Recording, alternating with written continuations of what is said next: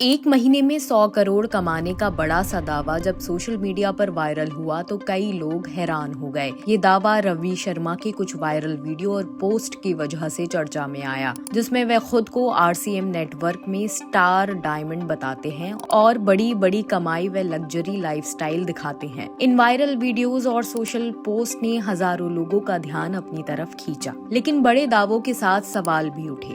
कई YouTube channel और आलोचकों ने इस दावे की पड़ताल शुरू कर दी और कहा कि ऐसा डेटा पर यकीन करने वाले डॉक्यूमेंट्स नहीं हैं, जैसे ऑडिट अकाउंट्स, कंपनी फाइलिंग या सरकारी रिकॉर्ड। साथ ही कुछ वीडियो बताते हैं कि सोशल प्रमोशन, चमक धमक और नए सदस्यों की भर्ती को दिखाकर आम लोगों को जोड़ा जा रहा है, जो MLM यानी कि नेटवर्क मार्केटिंग दुनिया में अक्सर देखा जाता है। कुछ न्यूज पोर्टल और रिपोर्टर्स ने भी रवि शर्मा के दावे की जांच की।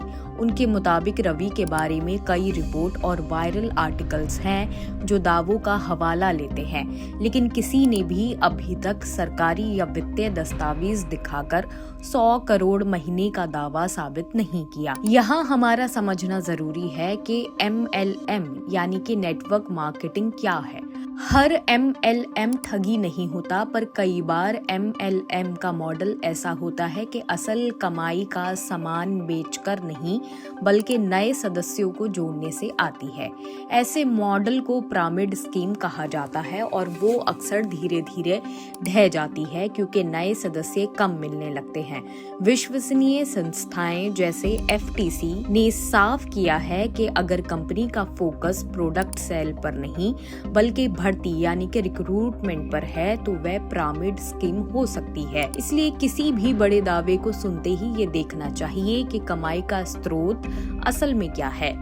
भारत में भी इस मुद्दे को गंभीरता से देखा जा रहा है। कस्टमर प्रोटेक्शन यानी कि डायरेक्ट सेलिंग रूल 2021 में पिरामिड स्कीम और मनी सर्कुलेशन स्कीम को साफ रूप से मना किया गया है और नियम बनाए गए हैं कि डायरेक्ट सेलिंग किस तरह चल सकती है।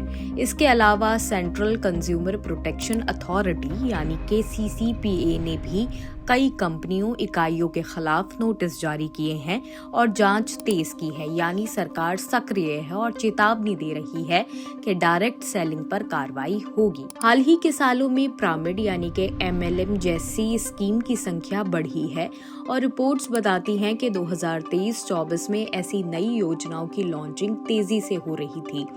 विशेषज्ञ और कंसल्टेंसी फर्मों का कहना है कि लोगों को इन योजनाओं के खतरों के बारे में सचेत करना चाहिए, खासकर उन लोगों को जो कम जोखिम और तेज मुनाफे के वादे सुनकर जल्दी जुड़ जाते हैं। आर्थिक खबरों और कंसल्टेंसी रिपोर्ट में ये भी बात उभर कर सामने आई है कि इन स्कीमों पर नजर रखना जरूरी है।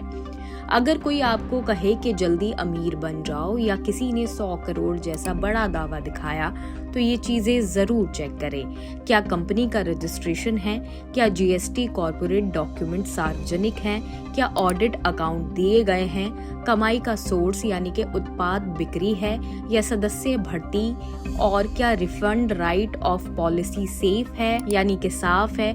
अगर जवाब साफ ना हो तो पैसा ना इन्वेस्ट करें और CCPA या पुलिस से सलाह लें।